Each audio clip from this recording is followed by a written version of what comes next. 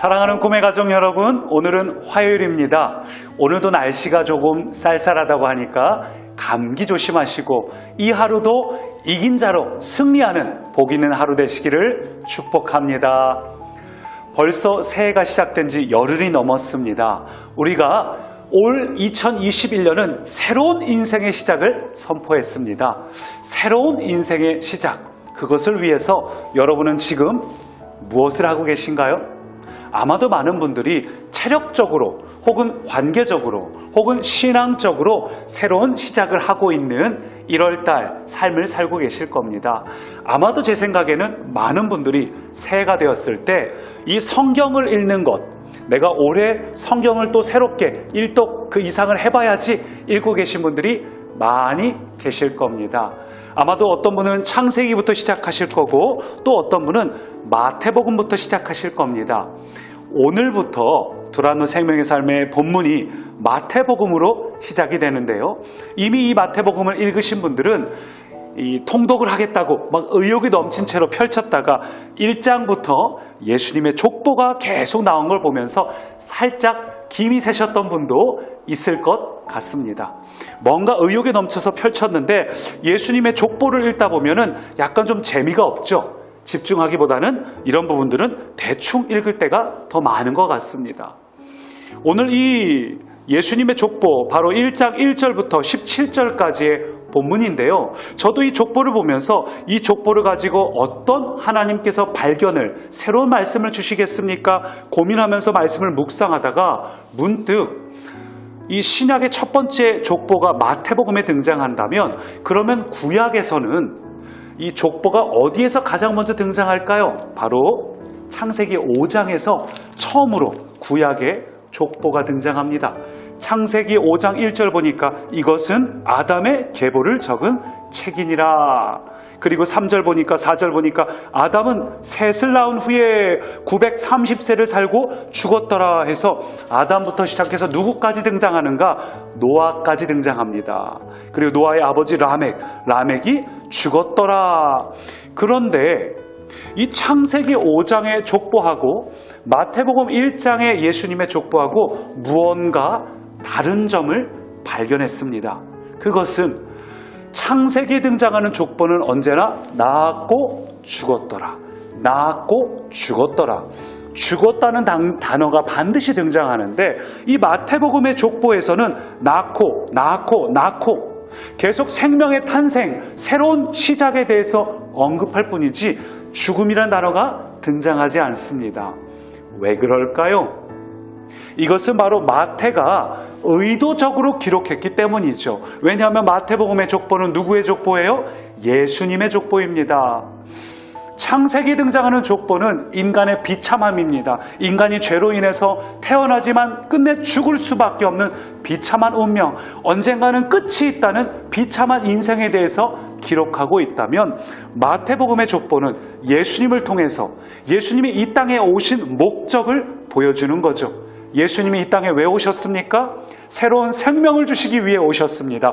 우리를 살리기 위해 오셨습니다. 그래서 이 족보에는 죽음이 등장하지 않습니다. 낳고 계속해서 새로운 시작에 대해서 강조하고 있습니다. 그래서 누가복음에도 보면 예수님의 어머니 마리아의 족보가 등장하는데 거기도 죽음에 대해서 기록하는 것이 아니라 아무개의 위는 아무개요. 쭉쭉쭉쭉 올라가다가 그 위는 아담이요, 그 위는 하나님이라. 이 예수님께서 이 땅에 오신 것에 대해서 마태도 누가도 굉장히 어필하고 있는 것이죠. 사랑하는 꿈의 가족 여러분, 그렇습니다. 신약의 시작, 마태복음의 시작은 바로 예수님께서 우리에게 생명을 주시기 위해 오셨다, 그것으로 시작하고 있습니다. 예수님께서는 오늘도 우리에게 생명을 주기를 원하십니다.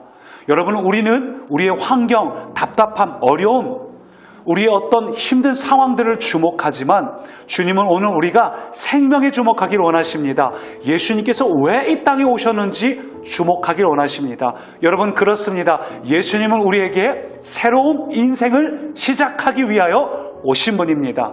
예수 그리스도를 믿는 우리는 누구나 예수님 안에서 새로운 인생을 시작할 수 있습니다. 여러분, 오늘 이 말씀을 통해 그것을 기억하시기를 축복합니다.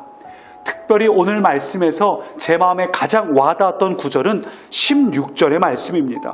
16절을 보니까 야곱은 마리아의 남편 요셉을 낳았으니 하고 거기서 족보가 딱 끊기고 그 다음에 요셉이 아니라 마리아로 족보가 넘어가죠.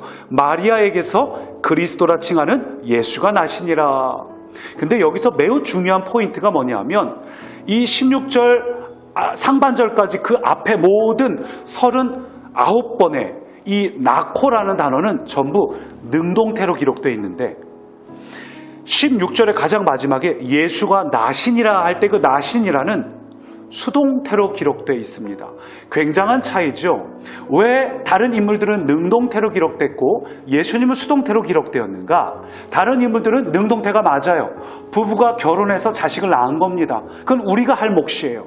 근데 예수님은 요셉과 마리아가 결혼해서 어떤 인간적인 방법으로 태어난 게 아니죠. 하나님께서 이를 이루셨습니다. 하나님께서 행하셨습니다. 그래서 의도적으로 능동태가 아니라 수동태로, 나코가 아니라 나신이라고 기록되어 있습니다. 원어로도 수동태로 기록되어 있고요. 이게 오늘 제 마음에 와닿았습니다. 여러분, 그래요. 예수님께서 이 땅에 오신 것은 하나님께서 직접 친히 일을 하심으로 우리에게 생명을 주셨습니다. 이 말은 바꾸어 이야기하자면 오늘 저와 여러분에게 주어지는 생명, 그것도 역시 마찬가지로 우리의 노력, 우리의 능동태, 우리의 수고와 애씀, 우리의 어떤 행위에서 오는 것이 아니라 오직 하나님께서 오늘도 우리 가운데 살아서 역사하시며 오늘 우리 가운데 거하시는 성령님께서 그 일을 행하시는 줄 믿으시기 바랍니다. 하나님께서 우리에게 행하시는 새로운 일은 이신득의가 아니라 이신칭의입니다. 올 한 해도 새로운 인생이 우리 가운데 시작되었음을 믿으시기 바랍니다. 그 일은 우리가 하는 것이 아닙니다. 지금 저와 여러분 안에 거하시는 성령님께서 오늘도 그 일을 행하고 계십니다. 할렐루야!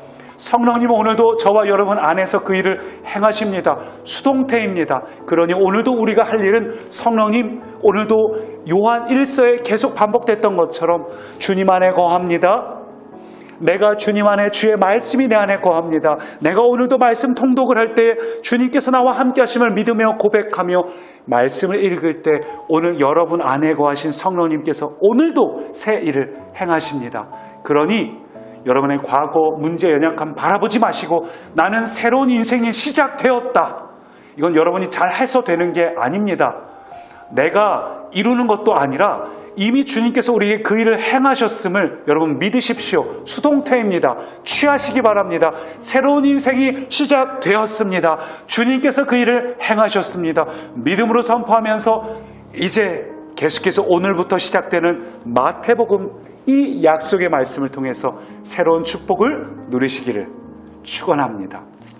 살아계신 하나님, 우리 모든 사랑하는 꿈의 가족들 위해서 예수님께서 오늘 이 땅에 오셨고 생명을 베푸셨음에 감사를 드립니다. 이것은 내가 할 수 있는 것이 아니라 주님께서 이미 이루신 그 약속에 내가 동참하고 참여하는 것임을 고백합니다. 이미 그 일이 내게 이루어졌음을 믿음으로 취합니다.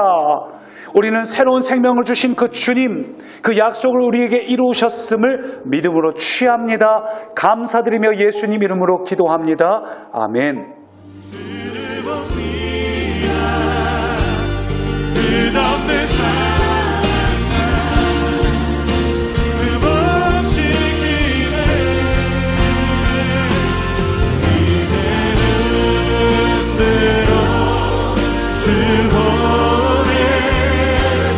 주의